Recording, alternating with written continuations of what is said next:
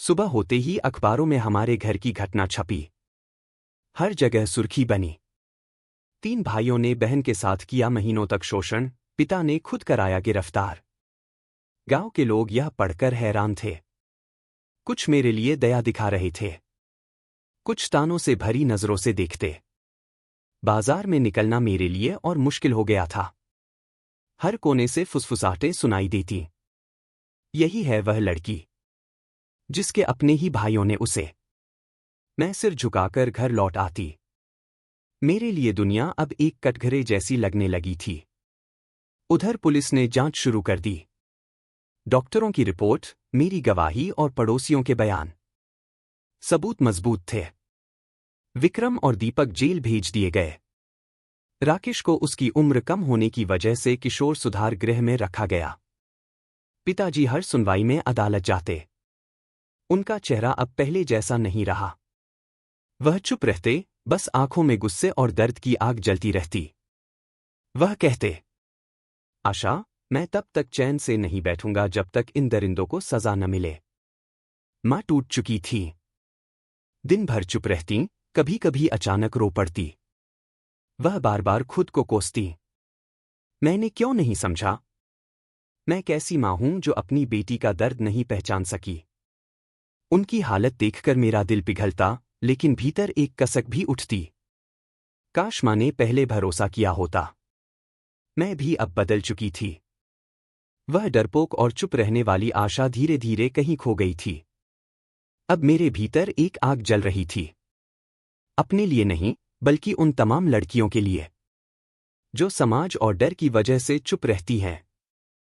रात को खिड़की से आसमान की ओर देखते हुए मैंने मन ही मन ठाना, यह लड़ाई सिर्फ मेरी नहीं है। यह हर उस बेटी की लड़ाई है जिसे घर के अंदर ही जंजीरों में जकड़ दिया गया। अदालत का दिन आ गया। भीड़ भरा कमरा, जज की गंभीर नजरें और चारों तरफ कानाफूसी। मैं गवाही देने के लिए खड़ी हुई तो मेरे हाथ कांप रहे थे, लेकिन दिल में एक अजीब सी दृढ़ता भी थी। जज ने पूछा, बेटी, क्या तुम बता सकती हो कि तुम्हारे साथ क्या हुआ? मैंने गहरी सांस ली और सालों से दबा हुआ सच खुलकर कह दिया। हर यातना, हर दर्द, हर जुल्म, सब कुछ मैंने अदालत के सामने रख दिया। पूरा कमरा खामोश हो गया। सिर्फ मेरी आवाज गूंज रही थी। विक्रम और दीपक के चेहरे से नकली सख्ती गायब हो चुकी थी। राकेश की आंखों से आंसू बह रहे थे। वह सिर झुकाकर बार बार बुदबुदा रहा था, मुझे माफ कर दो। जज ने निर्णय सुनाया। विक्रम और दीपक को 12-12 साल की सजा और राकेश को 6 साल के सुधार गृह की सजा। पिताजी की आंखों में आंसू थे, लेकिन उनमें सुकून भी था। उन्होंने मेरा हाथ थामा और कहा, बेटी, आज तूने सिर्फ अपना ही नहीं, बल्कि हर उस लड़की का बोझ हल्का किया है जो चुप्पी के तले दब जाती है। मां ने मुझे गले से लगा लिया और फूट फूट कर रोने लगी। उनकी सिसकियों में पछतावा था, लेकिन साथ ही गर्व भी। उस दिन से हमारे घर में सब बदल गया। खाली कमरे, ताले लगे दरवाजे और एक दर्दनाक सन्नाटा। लेकिन उसी सन्नाटे के बीच मैंने पहली बार अपने दिल में हल्कापन महसूस किया। साल गुजरते गए। मैंने पढ़ाई पूरी की, अध्यापिका बनी और फिर औरतों के हक के लिए काम करने लगी। मेरी अपनी तकलीफ अब मेरे साहस की कहानी बन चुकी थी। आज जब मैं पीछे मुड़कर देखती हूं तो समझती हूं, सच बोलना कितना मुश्किल था, लेकिन वही मेरी मुक्ति का रास्ता भी बना। मैंने अपनी चुप्पी तोड़ी और उसी ने मुझे जिंदगी दी। प्रिय श्रोताओं, यह कहानी सिर्फ मेरी नहीं थी, यह उन असंख्य बेटियों की आवाज थी जो अपने ही घर की 4 दीवारों में पीड़ा सहती हैं। मैंने अपने दर्द को हिम्मत में बदला और आज आपके सामने रख दिया, ताकि शायद किसी और की चुप्पी टूट सके। अगर आप इस कहानी से कुछ महसूस कर पाए, अगर आपके दिल को यह छू गई, तो मैं आपसे एक निवेदन करती हूं। हमारे चैनल सच्ची बातें हर पल को सब्सक्राइब कीजिए। वीडियो को लाइक कीजिए और अपनी राय कमेंट में जरूर लिखिए। बताइए कि आप किस शहर या गांव से देख रहे हैं, ताकि हमें यह एहसास हो कि हमारी आवाज देश विदेश तक पहुंच रही है। आपका एक छोटा सा सहयोग किसी और की जिंदगी में बड़ा बदलाव ला सकता है। याद रखिए, सत्य कभी हारता नहीं। हिम्मत ही सबसे बड़ी ताकत है। फिर मिलेंगे एक नई सच्ची कहानी के साथ। तब तक सुरक्षित रहिए, मजबूत रहिए। धन्यवाद। कमरे में जैसे बम फट गया हो। मेरे मुंह से निकले शब्दों ने पूरे माहौल को हिला दिया। पिताजी पत्थर बनकर खड़े रह गए, उनकी आंखों में आंसू और गुस्सा दोनों एक साथ जल रहे थे। क्या कहा तूने? उनकी आवाज कांप रही थी। तेरे अपने भाई? मैंने सिर झुका लिया, लेकिन होठों से दोबारा वही सच निकला। हाँ, पिताजी। विक्रम, दीपक और राकेश ही हैं। महीनों से। माँ, जो पीछे आंगन से अंदर आई थी, यह सुनते ही जमीन पर गिर पड़ी। उनकी चीख पूरे घर में गूंज गई। हे भगवान! मेरे ही बेटे, मेरी ही औलाद। दीपक ने सिर झुका लिया, राकेश कांपते हुए दीवार से टिक गया और विक्रम अभी भी गुस्से से पिताजी को समझाने की कोशिश कर रहा था। नहीं पिताजी, यह सब झूठ है। आशा को सदमा लगा है, वह गलत बोल रही है। लेकिन पिताजी ने रिपोर्ट के कागज हवा में लहराए और गरज कर बोले, चुप। डॉक्टर की रिपोर्ट में साफ लिखा है कि यह महीनों से हो रहा है। यह कोई हादसा नहीं, यह दरिंदगी है। उनकी आंखों में खून उतर आया। वह विक्रम की तरफ बढ़े और उसका गिरेबान पकड़ लिया। तूने कैसे हिम्मत की मेरी बेटी को छूने की? मैं तेरा बाप हूं और तूने मेरी इज्जत को मिट्टी में मिला दिया। विक्रम बचने की कोशिश करता रहा, लेकिन पिताजी का गुस्सा अब ज्वालामुखी बन चुका था। दीपक बीच में आया तो उसे भी एक जोरदार थप्पड़ पड़ा। राकेश कोने में खड़ा सिसक रहा था, उसकी आंखों से आंसू बह रहे थे। मां लगातार रो रही थी। बस करो, राजीव। ये हमारे बच्चे हैं। मेरे बेटे हैं। लेकिन पिताजी गरजते हुए बोले, अब ये मेरे बेटे नहीं। ये मेरे घर के राक्षस हैं। आंगन में शोर सुनकर पड़ोसी भी घर के बाहर जमा होने लगे। कुछ दरवाजे पर खड़े होकर झांक रहे थे। माहौल इतना भारी हो चुका था कि लगता था अब कोई बड़ा विस्फोट होने वाला है। मैं कांपते हुए एक कोने में बैठ गई। मेरे कानों में सिर्फ पिताजी की आवाज गूंज रही थी। आज सच सामने आ ही गया। और अब इन गुनहगारों को सजा मिलेगी। उस दिन घर का माहौल रणभूमि बन गया। पिताजी का गुस्सा अब काबू से बाहर हो चुका था। वह विक्रम को दीवार पर धकेलते हुए लगातार मुक्के मार रहे थे। विक्रम चीख रहा था, पिताजी, सुनिए। मेरी बात सुनिए। लेकिन अब सुनने का वक्त बीत चुका था। दीपक बीच बचाव करने आया, मगर पिताजी ने उसे भी धक्का देकर गिरा दिया। दीपक की नाक से खून बहने लगा। राकेश कांपता हुआ कोने में खड़ा था, आंसू रुक नहीं रहे थे। वह बार बार कह रहा था, मुझे माफ कर दो, दीदी। मुझे मजबूर किया गया था। मां ने पिताजी के हाथ पकड़ने की कोशिश की। राजीव, बस करो। पुलिस को बुलाओ। ऐसे हाथ मत उठाओ, ये तुम्हारे ही बेटे हैं। लेकिन पिताजी गरज उठे, नहीं। जिस दिन इन्होंने मेरी बेटी को छुआ, उसी दिन ये मेरे बेटे नहीं रहे। उनकी आवाज पूरे घर में गूंज रही थी। आंगन के बाहर खड़े पड़ोसी फुसफुसा रहे थे। क्या हो रहा है अंदर? इतनी चीख पुकार क्यों? आखिरकार किसी ने पुलिस को खबर कर दी। कुछ ही देर में 2 जीपें आंगन में आकर रुकीं। पुलिस वाले अंदर घुसे और पिताजी को काबू करने लगे। राजीव जी, शांत हो जाइए। हमें अपना काम करने दीजिए। पिताजी हाँफ रहे थे, लेकिन उनकी आंखों में आग थी। उन्होंने विक्रम का गिरेबान छोड़ते हुए पुलिस से कहा, इन्हें पकड़ लो। ये मेरे ही घर के शैतान हैं। इन्हीं तीनों ने मेरी बेटी को बर्बाद किया है। कमरे में सन्नाटा छा गया। मां रोती रहीं, भाई जकड़े गए और मैं एक कोने में बैठी सब देख रही थी। मेरे होंठ कांप रहे थे, लेकिन इस बार मैंने चुप्पी नहीं साधी। मैंने धीरे से कहा, हाँ, यही हैं वो लोग। इन्होंने ही मेरी जिंदगी नर्क बना दी। मेरी गवाही ने सब कुछ बदल दिया। पुलिस ने तुरंत विक्रम और दीपक को हथकड़ियां डाल दी। राकेश को भी ले जाया गया, लेकिन अलग गाड़ी में, क्योंकि वह नाबालिग था। घर का आंगन पहली बार हल्का महसूस हुआ, जैसे वर्षों का बोझ उतर गया हो। लेकिन यह हल्कापन आंसुओं और दर्द से भरा हुआ था। पिताजी वहीं जमीन पर बैठ गए और फूट फूट कर रोने लगे। हे भगवान, यह कैसा इम्तिहान लिया तूने? और उस पल मुझे समझ आया, सच बोलने से घर बिखर गया था, लेकिन यही सच मेरी आत्मा को पहली बार आजादी भी दे रहा था। पुलिस की गाड़ी आंगन से निकल गई और उसके साथ ही तीनों भाई भी चले गए। घर के बाहर खड़े पड़ोसी आपस में कानाफूसी कर रहे थे। सोचा भी नहीं था अपने ही घर में ऐसा पाप छुपा होगा। बेचारी आशा, कैसी यातना सहनी पड़ी उसे। उनकी बातें मेरे कानों में गूंज रही थीं। मुझे लगा जैसे मैं किसी तमाशे का हिस्सा बन गई हूं, जहां हर कोई देख रहा है लेकिन कोई समझ नहीं रहा कि मेरे दिल पर क्या बीती है। अंदर आते ही मां जमीन पर बैठ गईं, उनके होंठ बुदबुदा रहे थे। हे भगवान, मेरी कोख ने ऐसे पापी क्यों जन्मे? कैसे नहीं समझ पाई मैं कि मेरी बेटी पर कैसा पहाड़ टूट रहा है। उनकी चीखें मेरे दिल को और चीर रही थीं। पिताजी अब भी गुस्से और दर्द में कांप रहे थे। उन्होंने मेरा हाथ थामा और कहा, बेटी, तूने आज साहस दिखाया है। तेरे शब्द ही तेरी ढाल है। अब तू अकेली नहीं है। पड़ोस की कुछ औरतें घर में आईं। वे मुझे गले लगाकर रोने लगीं।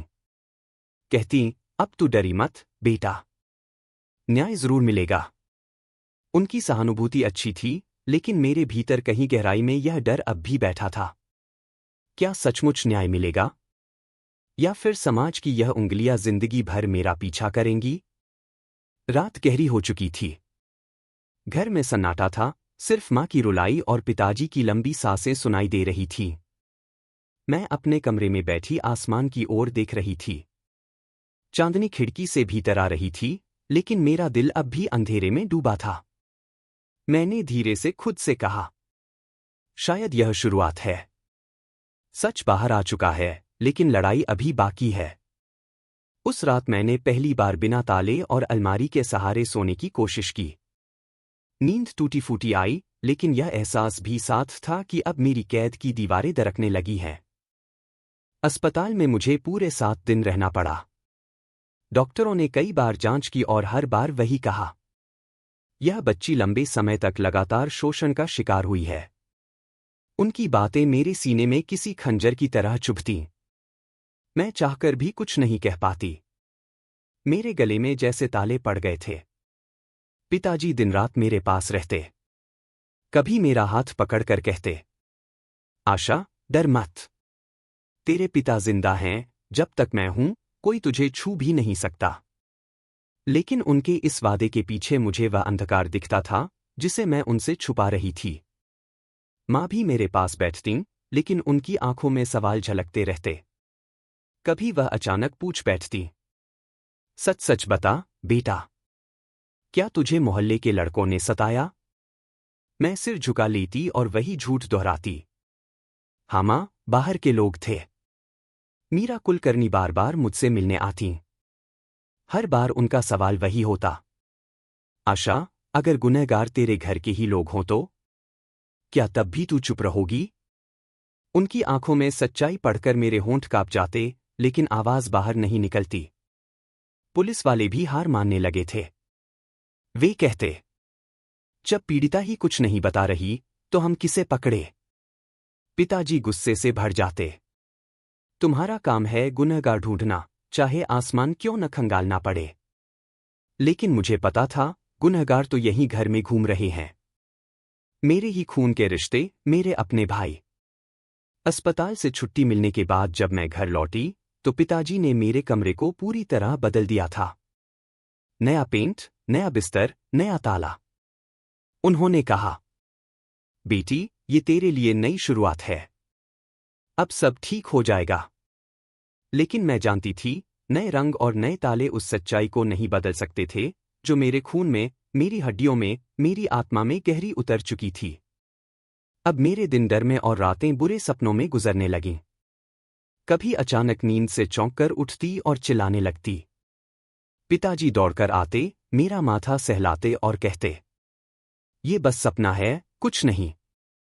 लेकिन मैं जानती थी, यह सपना नहीं, बल्कि मेरा अतीत था, जो बार बार मुझे पकड़कर खींच लाता था।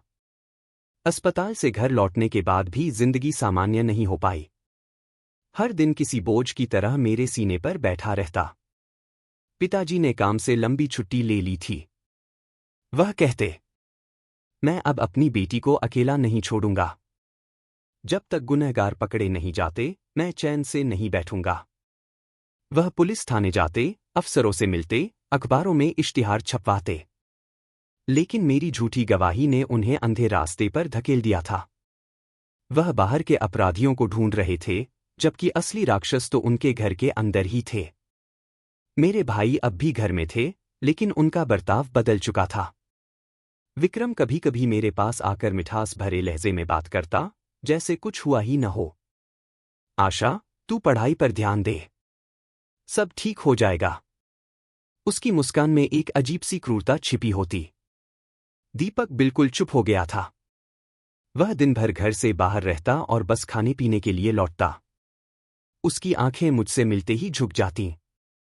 राकेश, सबसे छोटा। उसकी आंखों में डर और पछतावा दोनों झलकते। कभी कभी वह मुझे दूर से देखता और जैसे कुछ कहना चाहता, लेकिन फिर चुप हो जाता। माँ ने भी अपना व्यवहार बदल लिया था। वह मेरे लिए पकवान बनातीं, मेरे सिर में तेल लगातीं, लेकिन उनकी आंखों में अब भी संदेह की छाया रहती। कभी वह अचानक कह देती, आशा, कहीं तूने कुछ छुपाया तो नहीं? कोई मोहल्ले का लड़का। उनके ये शब्द मेरे दिल को चीर देते। मैं सोचती, अगर माँ ही यकीन नहीं करेगी, तो दुनिया क्या करेगी? स्कूल में भी मेरा हाल बुरा था। दोस्तों ने मुझे लगभग छोड़ दिया था। अध्यापक भी अब मेरी गिरती पढ़ाई को देखकर निराश हो चुके थे। क्लास में मेरे बारे में फुसफुसाहटें फैल चुकी थीं। यही है वह लड़की। कहते हैं किसी ने इसे। उन अधूरे वाक्यों ने मुझे भीतर तक तोड़ दिया। रातों को मैं बुरे सपनों से चीखते हुए उठ जाती। पिताजी दौड़कर आते और मेरा सिर सहलाते। बेटी, अब कोई तुझे नहीं छू सकता। मैं हूं ना। लेकिन मैं जानती थी कि सच अभी भी हमारे घर की चार दीवारों में सांस ले रहा है। मैं हर दिन अपने ही बोझ से दब रही थी। सच कहने की हिम्मत और डर के बीच मैं जकड़ी हुई थी। और यह चुप्पी धीरे धीरे मेरी आत्मा को निगल रही थी। दिन बीतते गए, लेकिन मेरे भीतर का अंधेरा और गहरा होता गया। अब रातें मेरे लिए सबसे बड़ी सजा बन चुकी थी। जैसे ही माँ सोने जाती और पिताजी अपने कमरे में चले जाते, मैं अपने कमरे का दरवाज़ा अंदर से बंद करके अलमारी खिसकाकर सामने लगा देती। लेकिन मुझे पता था, यह सुरक्षा सिर्फ एक धोखा है। एक सुबह जब माँ सब्जी लेने बाजार गई थीं, विक्रम ने दरवाज़ा जोर से धक्का देकर तोड़ डाला। अलमारी जमीन पर गिर गई और मैं डर से चीख उठी। वह मुस्कुराकर बोला, कितनी भी कोशिश कर ले, आशा। यह घर सिर्फ तेरा नहीं है। इसमें हमारा भी हक है। दीपक और राकेश भी पीछे पीछे कमरे में आ गए। उस दिन से मैंने समझ लिया कि अब ताले, अलमारियां या दरवाजे मुझे नहीं बचा सकते। मेरे अपने ही भाई मेरे लिए शिकारी बन चुके थे। स्कूल में भी मैं पूरी तरह बदल चुकी थी। पहले जहां मैं सबसे आगे बैठती थी, अब क्लास के कोने में चुपचाप बैठती। टीचर पूछते, आशा, तुम इतनी चुप क्यों हो गई हो? पहले तो बहुत तेज और हंसमुख थी। मैं सिर्फ सिर झुका लेती। दोस्त मुझसे दूर होने लगे। कुछ सहानुभूति से देखते, कुछ उपहास से। उनकी फुसफुसाहटें मुझे भीतर से तोड़ देती। धीरे धीरे मेरी सेहत भी बिगड़ने लगी। मैंने खाना छोड़ दिया, चेहरा पीला पड़ गया। आंखों के नीचे काले घेरे गहराते गए। पढ़ाई में मन नहीं लगता था। अंक गिरने लगे। एक दिन अध्यापिका ने मुझसे कहा, आशा, तुम पहले बहुत होनहार थी। क्या हुआ है तुम्हें? मैं उनके सामने रोना चाहती थी, चिल्लाकर सच बताना चाहती थी। लेकिन जैसे ही होंठ खुले, राकेश के शब्द फिर गूंजने लगे। अगर किसी को बताया, तो सब कहेंगे तू ही दोषी है। उस पल मैंने खुद पर शक करना शुरू कर दिया। क्या सचमुच गलती मेरी है? क्या मैं ही वजह हूं? यह सवाल मुझे हर रात जलाता, हर दिन डराता। और धीरे धीरे मैं अपनी ही परछाई बनकर रह गई। समय बीतता गया और मेरा मनोबल लगातार टूटता गया। अब घर मेरे लिए किसी कारागार से कम नहीं था। हर दीवार, हर कोना मुझे याद दिलाता था कि मैं कितनी असुरक्षित हूं। एक शाम जब मां पड़ोस में काम पर गई थीं, भाइयों ने मुझे फिर घेर लिया। उस दिन की क्रूरता इतनी भयावह थी कि उसके बाद मेरा शरीर जैसे हार मान गया। मुझे तेज दर्द और तेज बुखार चढ़ गया। मैं बिस्तर पर पड़ी पड़ी कांप रही थी। कुछ दिनों बाद मेरी हालत और बिगड़ गई। अचानक मेरे शरीर से बहुत ज्यादा खून बहने लगा। यह कोई सामान्य मासिक धर्म नहीं था, यह कहीं ज्यादा खतरनाक था। मैं बाथरूम के फर्श पर गिर गई और बेहोश हो गई। जब मुझे होश आया तो देखा कि चारों तरफ खून फैला हुआ है। मेरे शरीर में जरा भी ताकत नहीं बची थी। मैंने आवाज निकालनी चाही लेकिन गला बंद था। तभी राकेश दौड़ता हुआ आया। उसकी आंखों में डर साफ झलक रहा था। उसने तुरंत विक्रम और दीपक को बुलाया। तीनों घबराकर मुझे उठाने लगे। अगर यह बात बाहर निकल गई तो हम सब बर्बाद हो जाएंगे, विक्रम बुदबुदाया। उन्होंने जल्दी जल्दी फर्श साफ किया, मेरे कपड़े बदले और मुझे बिस्तर पर लिटा दिया। मैंने उनकी बातें सुनी, पर आंखें बंद थीं। उस वक्त मेरे मन में सिर्फ एक प्रार्थना थी। हे भगवान, या तो मेरी जान ले लो या मुझे इस नरक से निकाल दो। और उसी रात नियति ने जैसे मेरी पुकार सुन ली। पिताजी, जिन्हें अगले दिन लौटना था, अचानक घर आ गए। उनका ट्रक जल्दी खाली हो गया था और उन्होंने सोचा, आज परिवार को सरप्राइज दूंगा। जैसे ही उन्होंने कमरे में कदम रखा और मेरे पास आए, उन्होंने देखा कि बिस्तर पर खून के धब्बे फैले हुए हैं। उनकी आंखें फैल गईं। आशा, मेरी बच्ची। उन्होंने तुरंत मां को आवाज दी। सरला, जल्दी आओ। मां भागकर कमरे में आईं और मुझे उस हालत में देखकर चीख पड़ी। पिताजी ने मुझे गोद में उठाया और बिना समय गवाए ट्रक लेकर सीधे अस्पताल की ओर दौड़ पड़े। वह रात मेरे जीवन का सबसे निर्णायक मोड़ बनने वाली थी। अस्पताल की इमरजेंसी में चारों तरफ अफरा-तफरी मच गई थी। डॉक्टर और नर्सें मुझे स्ट्रेचर पर डालकर अंदर ले गए। पिताजी मेरे पीछे पीछे दौड़ते हुए आए और बार बार पूछने लगे, मेरी बेटी को क्या हुआ? वह ठीक तो हो जाएगी ना? डॉक्टरों ने उन्हें रोकते हुए कहा, शांत रहिए, हमें तुरंत ऑपरेशन करना होगा। खून बहुत ज्यादा बह चुका है। अगर अभी कुछ नहीं किया गया तो जान को खतरा है। पिताजी वहीं जमीन पर बैठ गए, सिर पकड़कर। उनकी आंखों से आंसू झरझर गिर रहे थे। मां, सरला, कोने में खड़ी थीं, मानो पत्थर बन गई हो। ऑपरेशन कई घंटों तक चला। आखिरकार डॉक्टर बाहर आए और बोले, बच्ची की जान अभी सुरक्षित है, लेकिन अंदरूनी चोटें गहरी हैं। ऐसा लगता है कि यह हादसा एक बार का नहीं है, बल्कि बार बार का परिणाम है। ये शब्द सुनते ही पिताजी गुस्से से कांप उठे। उन्होंने जोर से कहा, किसने किया मेरी बच्ची के साथ ऐसा? कौन है वह दरिंदा? 3-4 लोग उन्हें पकड़कर शांत कराने लगे। मैंने आधी अधूरी चेतना में सब सुना। डॉक्टरों की बातें मेरे दिल को चीर रही थीं। मेरे मन में सवाल उठ रहा था, क्या अब सच बाहर आ जाएगा? क्या मैं अपने भाइयों के नाम ले पाऊंगी? तभी वह सामाजिक कार्यकर्ता, मीरा कुलकर्णी, फिर आईं। उन्होंने धीरे से मेरा हाथ थामा और बोली, आशा, अब वक्त आ गया है कि तुम सच बताओ। अगर तुम आज चुप रह गईं, तो जिंदगी भर यह चुप्पी तुम्हें खाएगी। मेरी आंखें पिताजी पर टिक गईं। उनके चेहरे पर आंसुओं के साथ साथ आग भी जल रही थी। मां की आंखें लाल थीं, उनमें डर और अविश्वास दोनों थे। मैं बोलना चाहती थी, दिल चिल्लाना चाहता था, पिताजी, ये सब विक्रम, दीपक और राकेश ने किया है। लेकिन तभी राकेश की वह ठंडी आवाज मेरे कानों में गूंजने लगी, कोई यकीन नहीं करेगा। सब तुझ पर ही इल्जाम लगाएंगे। और मैं फिर से टूट गई। मीरा जी ने जब पूछा, किसने किया ये सब? तो मैंने धीरे से कहा, कुछ लड़के बाहर से आए थे। मैं उन्हें नहीं जानती। यह मेरा दूसरा बड़ा झूठ था। एक ऐसा झूठ जिसने मुझे तोड़कर रख दिया और मेरे माता पिता को अंधेरे में छोड़ दिया। पुलिस वाले वही खड़े थे। उन्होंने शक भरी नजरों से मेरी ओर देखा, फिर आपस में धीरे धीरे कुछ बातें की। पिताजी उनके पास जाकर चिल्लाए, ढूंढो उन्हें। मेरी बेटी के गुनहगारों को सजा मिलनी चाहिए।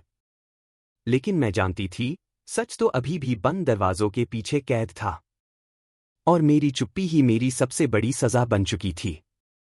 उस रात मेरी जिंदगी में एक अप्रत्याशित मोड़ आया। मैं बिस्तर पर पड़ी थी, शरीर टूटा हुआ और आंखों से आंसू लगातार बह रहे थे। भाइयों ने सोचा था कि यह राज हमेशा के लिए छुप जाएगा, लेकिन नियति को कुछ और ही मंजूर था। पिताजी, राजीव वर्मा, जिन्हें अगले दिन लौटना था, अचानक उस रात ही घर आ गए। उनका ट्रक तय समय से पहले खाली हो गया था और वह सोचे कि चलो, परिवार को चौंकाते हैं। जब वह घर में दाखिल हुए तो हमेशा की तरह सीधे मेरे कमरे में आए, ताकि मुझे प्यार से गले लगाकर शुभरात्रि कह सकें। कमरे की बत्ती बुझी हुई थी। उन्होंने मेरा माथा चूमना चाहा, लेकिन जैसे ही हाथ बिस्तर पर रखा, उनकी हथेली खून से भीग गई। वह घबरा गए और तुरंत लाइट जला दी। जो दृश्य उनके सामने था, उसने उन्हें हिला दिया। चादर पर खून के धब्बे, मैं बेहोश सी पड़ी हुई। आशा, मेरी बच्ची, ये क्या हुआ? पिताजी की आवाज कांप रही थी। उन्होंने जोर से पुकारा, सरला, जल्दी आओ, देखो हमारी बेटी को क्या हो गया है। मां दौड़कर आईं और मुझे उस हालत में देखकर चीख पड़ी। पिताजी ने मुझे बाहों में उठाया और सीधे पास के सेंट मैरी हॉस्पिटल, मेरठ की ओर भागे। आसमान में बादल गरज रहे थे और एम्बुलेंस जैसी तेज रफ्तार में उनका ट्रक भाग रहा था। अस्पताल पहुंचते ही डॉक्टरों ने मुझे इमरजेंसी वार्ड में ले लिया। मेरा ब्लड प्रेशर बहुत नीचे चला गया था।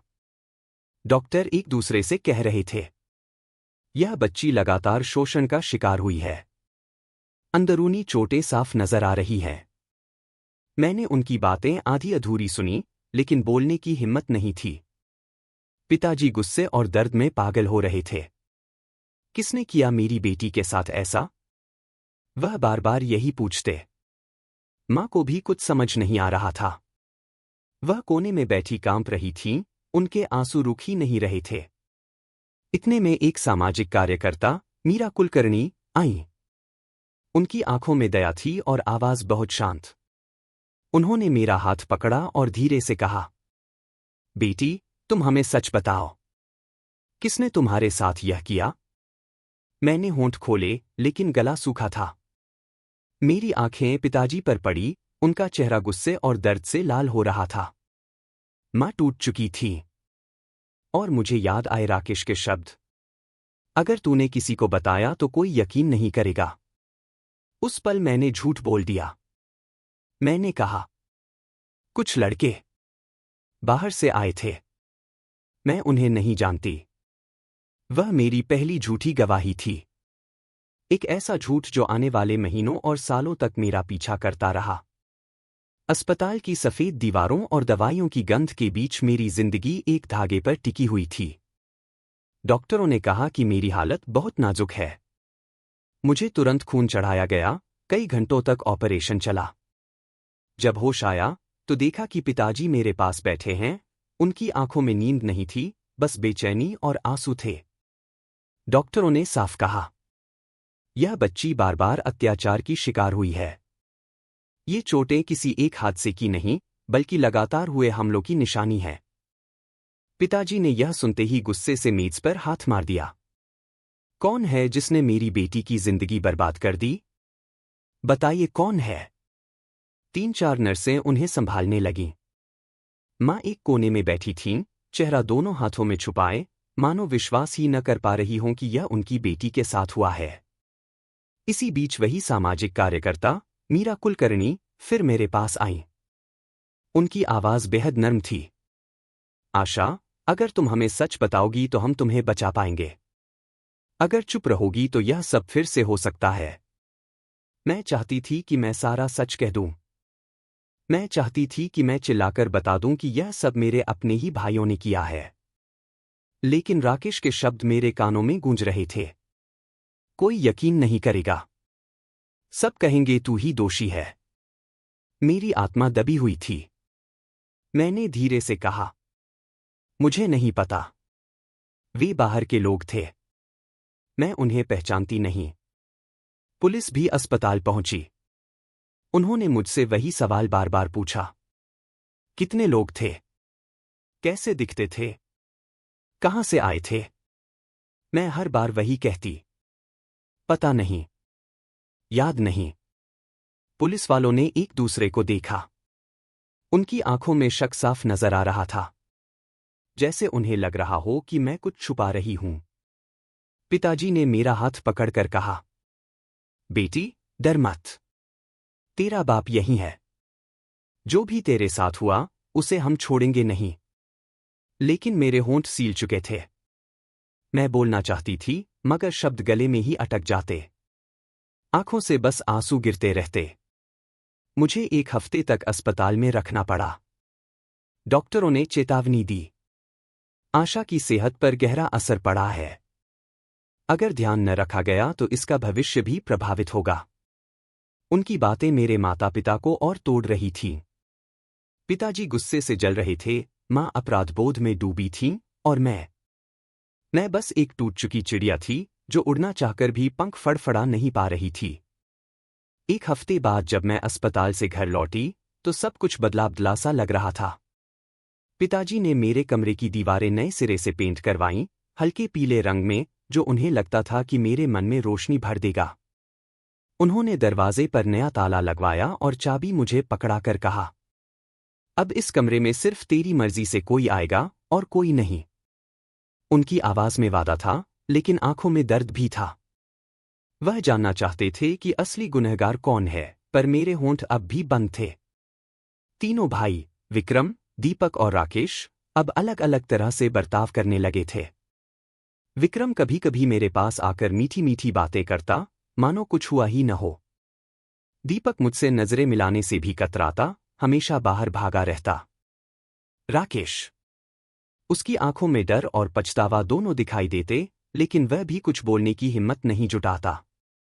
मां, सरला, कोशिश करती कि घर पहले जैसा लगे। वह मेरे लिए मेरी पसंदीदा मिठाई गुलाब जामुन बनातीं, मेरे बाल संवारतीं, कहती, आशा, अब सब ठीक हो जाएगा। लेकिन उनकी आंखों में छुपा हुआ अविश्वास मुझे चुभता था। कभी कभी वह अचानक पूछ बैठती, सच सच बता, कोई लड़का तो नहीं था ना? उन सवालों ने मेरे और उनके बीच की दूरी को और गहरा कर दिया। मेरे दिल में कसक उठती, मां को कैसे बताओ कि सच उनके सामने ही घूम रहा है। मोहल्ले में भी धीरे धीरे बातें फैलने लगीं। लोग फुसफुसाकर कहते, देखो, यही है वह लड़की। किसी की नजरों में दया थी, किसी की नजरों में गंदा शक। मैं स्कूल जाती तो बच्चे आपस में कानाफूसी करते। मुझे लगता जैसे हर कोई मेरी तरफ उंगली उठा रहा हो। पिताजी, राजीव, अब और ज्यादा सतर्क हो गए थे। उन्होंने लंबी यात्राएं छोड़ दीं और घर पर ज्यादा समय बिताने लगे। कभी कभी देर रात तक पुलिस थाने जाते, अधिकारियों से पूछताछ करते, लेकिन मेरे झूठे बयान ने उनकी राह रोक दी थी। वह बार बार मुझसे कहते, बेटी, सच बता दे। तू डरे मत। तेरा बाप तेरे साथ है।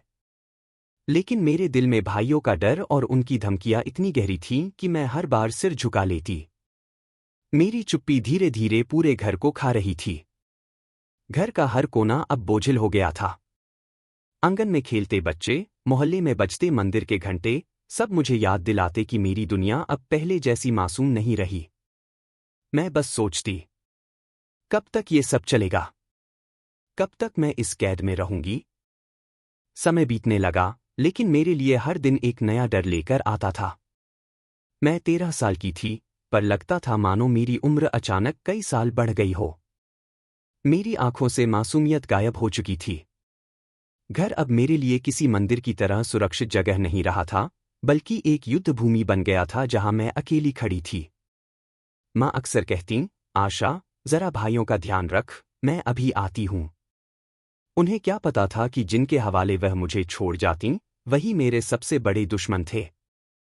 मैंने अपनी डायरी में लिखा था, जब पिताजी घर होते हैं मैं जीती हूं। जब वह बाहर जाते हैं मैं बस सांस लेती हूं। गर्मियों की एक दोपहर थी, मार्च 1965 का महीना। सूरज आग बरसा रहा था। माँ सिलाई का सामान लेकर पास के मोहल्ले गई थी। घर में मैं और मेरे तीनों भाई ही थे। मैं रसोई में बर्तन धो रही थी। तभी पीछे से विक्रम आया। उसकी परछाई दीवार पर पड़ी तो मेरा दिल कांप उठा। उसने धीरे से कहा, आशा, तू अब बड़ी हो रही है। क्या तुझे पता है इसका मतलब क्या है? उसकी आवाज में ऐसा कुछ था जिसने मेरी रूह तक जमा दी। मैंने झटके से हाथ छुड़ाने की कोशिश की, पर उसकी पकड़ मजबूत थी। उसी वक्त दीपक भी अंदर आया। मैंने सोचा वह मुझे बचा लेगा, पर उसके चेहरे की मुस्कान ने साफ कर दिया कि यह सब पहले से तय था। माँ तो देर से आएंगी, कोई देखेगा भी नहीं, उसने धीरे से कहा। दरवाजे पर राकेश खड़ा था। उसकी आंखों में मैं एक अजीब सी चमक देख रही थी, डर और उत्तेजना का अजीब मिश्रण। उस पल मुझे समझ आ गया कि यह कोई आकस्मिक घटना नहीं थी। यह एक साजिश थी। उस रसोई घर में मेरे साथ जो हुआ, वह आज भी मेरी नींद छीन लेता है। तीनों ने मुझे ऐसा महसूस कराया जैसे मैं इंसान ही नहीं हूं। जब सब खत्म हुआ, तो राकेश ने बहुत धीरे से कहा, अगर तूने किसी को बताया, तो कोई यकीन नहीं करेगा। सब कहेंगे तू ही झूठ बोल रही है। उनकी हंसी, उनके शब्द, सब मेरे कानों में गूंजते रहे। मैं फर्श पर गिरी रही। लगभग 1 घंटे तक उठ भी न सकी। आखिरकार जब मैं उठी, तो सीधे बाथरूम में गई। मैंने बार बार अपने शरीर को रगड़ा, पानी डाला, साबुन लगाया, मानो सब दाग धो दूं। लेकिन दाग पानी से नहीं जाते। उस रात जब माँ लौटीं, उन्होंने पूछा, क्या हुआ बेटी? तेरी आंखें इतनी लाल क्यों हैं? मैंने कांपती आवाज में कहा, कुछ नहीं माँ, बस सिर दर्द है। और फिर उस रात मैंने अपना कमरा भीतर से बंद कर लिया। अलमारी घसीटकर दरवाजे के सामने रख दी। सोचा अब कोई अंदर नहीं आ पाएगा। लेकिन मुझे नहीं पता था कि यह तो नरक की शुरुआत थी। उस रात के बाद मेरी जिंदगी बदल गई। अब हर सुबह जब मैं उठती, तो मुझे लगता मानो मेरे सिर पर कोई साया मंडरा रहा हो। मैंने अपने कपड़े बदल दिए। पहले मुझे रंग बिरंगे सलवार कमीज पहनना अच्छा लगता था, लेकिन अब मैंने सिर्फ ढीले ढाले और पुराने कपड़े पहनने शुरू कर दिए। बाल जिन्हें मैं तेल लगाकर गूंथती थी, मैंने काट दिए। चेहरे से हंसी गायब हो गई। लेकिन यह सब बेकार साबित हुआ। भाइयों की नजरें मुझसे कभी नहीं हटती थीं। वे मेरे हर कदम पर निगाह रखते। धीरे धीरे उन्होंने एक नियम बना लिया। जैसे ही माँ घर से बाहर जातीं, वे मुझे घेर लेते। कभी रसोई में, कभी आंगन में, कभी मेरे कमरे में। वे बारी बारी से पहरा भी देते। एक दरवाजे पर खड़ा रहता और 2 भीतर आते। मैं चाहे जितना दरवाजा बंद करूं, वे तोड़कर अंदर घुस आते। उनके शब्द मेरे लिए जहर थे। अगर तूने किसी को बताया, तो सब कहेंगे कि तू ही गंदी सोच रखती है। पिताजी तो हम पर ही विश्वास करेंगे, तुझ पर नहीं। इन धमकियों ने मुझे चुप कर दिया। मैं सोचने लगी, शायद सचमुच मेरी ही गलती है। शायद मैं ही वजह हूं। स्कूल में भी मैं बदल चुकी थी। क्लास में पहले जो टीचर मेरी तारीफ करते थे, अब पूछते, आशा, क्या हुआ? तू इतनी चुप क्यों हो गई? मेरी कॉपियां लाल निशानों से भर जाती। दोस्तों ने भी मुझे छोड़ना शुरू कर दिया। घर में माँ को भी भाइयों ने बहकाना शुरू कर दिया। वे कहते, आशा तो अब लड़कों से बात करने लगी है। हमने उसे गली के मोड़ पर किसी बड़े लड़के से हंसकर बात करते देखा। माँ की नजरें मुझ पर बदलने लगीं। अब वह मुझे शक से देखने लगीं। मैं समझा नहीं पा रही थी कि असली सच क्या है। पिताजी जब घर पर होते, तो मैं थोड़ा सुरक्षित महसूस करती। उनके सामने भाई कुछ नहीं कर पाते।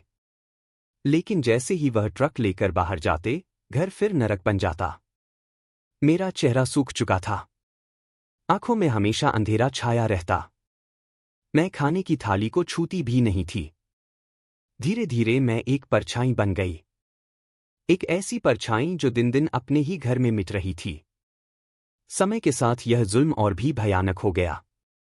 अब यह सब सिर्फ कभी कभी नहीं होता था, बल्कि एक तयशुदा पैटर्न बन चुका था। भाइयों को पता था कि माँ किस दिन देर तक घर से बाहर रहेंगी और किस दिन पिताजी लंबी यात्रा पर होंगे। मंगलवार और गुरुवार की दोपहरें मेरे लिए सबसे डरावनी बन गई थीं। माँ कपड़े देने जातीं और पड़ोसिनों के साथ देर तक बातें करतीं।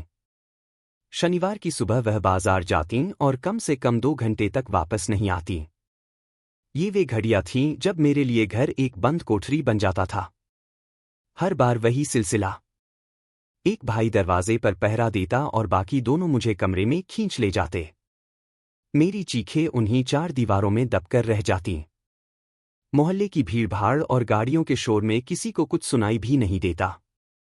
धीरे धीरे मेरा शरीर भी जवाब देने लगा। मैंने खाना कम कर दिया। रात रात भर जागती रहती, सपनों में भी वही भयावह दृश्य दोहराते रहते। मेरे गाल पिचक गए, आंखों के नीचे काले घेरे गहराते गए। स्कूल में शिक्षक पूछते, आशा, पहले तुम कक्षा की सबसे अच्छी छात्रा थीं, अब अचानक क्या हो गया? मैं चुप रह जाती। कहती, तबीयत खराब है। पर असली वजह बताने की हिम्मत कभी नहीं जुटा पाई। कभी कभी मैं आईने में खुद को देखती और डर जाती। चेहरे पर बचपन की चमक खो चुकी थी। मैंने सोचा, अगर मैं खुद को बदसूरत बना लूं तो शायद भाई मेरा पीछा छोड़ देंगे। मैं ढीले ढाले कपड़े पहनती, बाल उलझे हुए छोड़ देती। लेकिन इससे कुछ नहीं बदला। उनकी बेरहमी और बढ़ गई। एक दिन जब उन्होंने मुझे और ज्यादा चोट पहुंचाई, उसके बाद मुझे तेज बुखार आ गया। शरीर में दर्द था और अचानक बहुत खून बहने लगा। यह कोई साधारण मासिक धर्म नहीं था। यह कहीं ज्यादा खतरनाक था। मैं बेहोश होकर बाथरूम के फर्श पर गिर गई। जब होश आया तो देखा कि चारों तरफ खून फैला हुआ है। मैंने पुकारने की कोशिश की, लेकिन आवाज गले से बाहर नहीं निकली। तभी राकेश ने मुझे देखा। उसकी आंखों में डर साफ झलक रहा था। उसने तुरंत विक्रम और दीपक को बुलाया। तीनों घबराए हुए थे। अगर यह राज बाहर गया तो हम सब बर्बाद हो जाएंगे, विक्रम बड़बड़ाया। उन्होंने जल्दी जल्दी बाथरूम साफ किया, मेरे कपड़े बदले और मुझे बिस्तर पर लिटा दिया। उनके चेहरे पर पहली बार डर नजर आया। उस पल मैं बस एक ही दुआ मांग रही थी।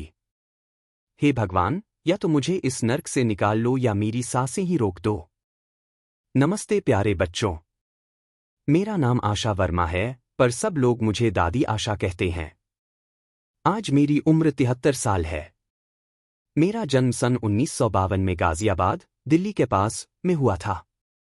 जीवन के इतने लंबे सफर के बाद आज पहली बार मैं एक ऐसी सच्चाई साझा करने जा रही हूं जिसे मैंने अपने दिल में पिछले 60 वर्षों से छुपा कर रखा है।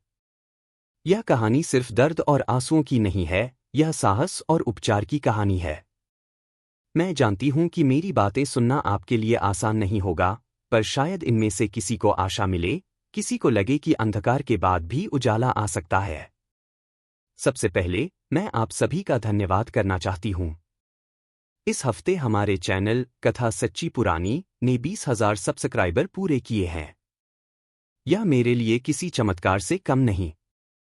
आपके सहयोग के बिना मैं यह सब कभी नहीं कर पाती।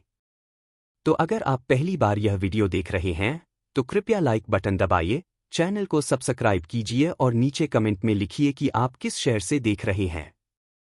आप दिल्ली से हो सकते हैं, मुंबई से, कोलकाता से या फिर भारत से बाहर किसी कोने से।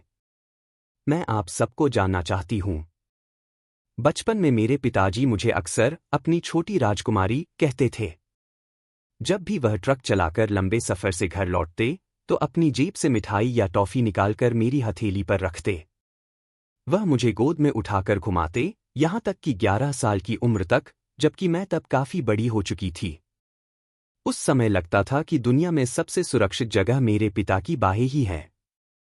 लेकिन जैसे जैसे वह काम के सिलसिले में बाहर रहने लगे, वैसे वैसे घर का माहौल बदलने लगा। पिताजी अक्सर कई कई दिन, कभी कभी 20 दिन तक घर से बाहर रहते। माँ घर में सिलाई बुनाई और धुलाई का काम करती। और मैं 3 बड़े भाइयों के बीच अकेली छोटी बहन थी। सन 1965 की बात है। गर्मी का मौसम था, मार्च का महीना। दोपहर का वक्त। माँ कपड़े पहुंचाने पास की कॉलोनी गई थीं और घर पर सिर्फ मैं और मेरे तीनों भाई थे। उस दिन से मेरी जिंदगी ने जो मोड़ लिया, उसने सब कुछ बदल दिया। उस दिन की याद आज भी मेरी रगों में सिहरन पैदा करती है। मैं रसोई में बर्तन धो रही थी। अचानक मुझे पीछे किसी की आहट महसूस हुई। मुड़कर देखा तो सबसे बड़ा भाई विक्रम खड़ा था। उसकी नजरें और आवाज कुछ अजीब थीं, वैसी जैसी पहले कभी नहीं थी। उसने कहा, आशा, तुम अब बड़ी हो रही हो, जवान हो रही हो। उसकी बातों ने मेरी रीढ़ में ठंडक दौड़ा दी। मैं संभल कर पीछे हटने लगी, पर उसने मेरा हाथ पकड़ लिया। इतने में मुझे उम्मीद थी कि मंझला भाई दीपक कमरे में आकर मुझे बचा लेगा, पर उसकी मुस्कान देखकर मेरी उम्मीदें टूट गईं। और फिर दरवाजे पर सबसे छोटा भाई राकेश भी खड़ा हो गया। उसकी आंखों में भी अजीब चमक थी। माँ देर रात तक लौटने वाली थीं और पिताजी तो कई दिनों तक आने वाले ही नहीं थे। तीनों ने एक योजना बना रखी थी। उस शाम रसोई घर में जो कुछ हुआ, उसने मेरी आत्मा को भीतर तक तोड़ दिया। जिनसे मुझे सुरक्षा की उम्मीद थी, वही मेरे लिए सबसे बड़ा खतरा बन गए। मैं घंटों फर्श पर पड़ी रही। रोते रोते मेरी आंखें सूज गईं। उठने की हिम्मत ही नहीं बची थी। आखिरकार मैं किसी तरह उठी और बाथरूम में गई। घंटों नहाती रही, बार बार साबुन लगाती रही, मानो पानी से उस दाग को मिटा दूं। लेकिन वह दाग तो मेरे भीतर बैठ चुका था। शाम को माँ लौटीं तो उन्होंने मेरी आंखों में सूजन देखी और पूछा, क्या हुआ बेटी, ठीक तो हो? मैंने कांपती आवाज में कहा, हाँ माँ, बस सिर दर्द है। उस रात मैंने अपने कमरे का दरवाजा भीतर से बंद किया। अलमारी घसीटकर दरवाजे के सामने रख दी। लगा कि अब मैं सुरक्षित हूं। लेकिन वह तो सिर्फ शुरुआत थी। पिताजी जब घर पर रहते थे तो पूरा माहौल बदल जाता था। उनकी हंसी, उनका स्नेह घर की दीवारों में जान डाल देता था। लेकिन जैसे जैसे उनका काम बढ़ता गया, वैसे वैसे घर में उनकी मौजूदगी कम होती गई। वह ट्रक लेकर उत्तर प्रदेश और कभी कभी राजस्थान तक माल पहुंचाने जाते थे। कई बार हफ्तों तक घर नहीं लौटते। माँ, सरला, घर में सिलाई का काम करती थी। वह कॉलोनी की अमीर घरों से कपड़े धोने प्रेस करने का भी काम ले लेती। आंगन में हमेशा कपड़े सूखते रहते, साड़ी, सलवार, बच्चों की कमीज। उनके हाथ कभी खाली नहीं रहते। मेरे तीनों भाई, विक्रम 19 वर्ष, दीपक 17 वर्ष और राकेश 15 वर्ष, हमेशा एक साथ रहते। मोहल्ले में उन्हें शरारती माना जाता था, पर माँ कहती, लड़के हैं, शरारत तो करेंगे ही, लेकिन उनके भीतर जो अंधेरा पल रहा था, उसका किसी को अंदाजा भी नहीं था। मैं सबसे छोटी और अकेली बेटी थी। पिताजी कहते थे कि मेरे आने से उनका सपना पूरा हुआ। वह मुझे राजकुमारी कहकर पुकारते। जब भी घर लौटते, जेब से टॉफी निकाल कर देते, गोद में उठाकर घुमाते। वही पल मेरे बचपन के सबसे सुरक्षित पल थे। लेकिन अब, उनके न रहने पर, घर का माहौल बदल चुका था। मुझे लगता था कि जैसे ही माँ घर से बाहर जाती हैं, दीवारें सिकुड़ जाती हैं, कमरे अंधेरा हो जाते हैं और घर किसी कैदखाने में बदल जाता है। एक दिन माँ पास के घर में कपड़े पहुंचाने गई थी। मैंने सोचा, यह तो सामान्य दिन है।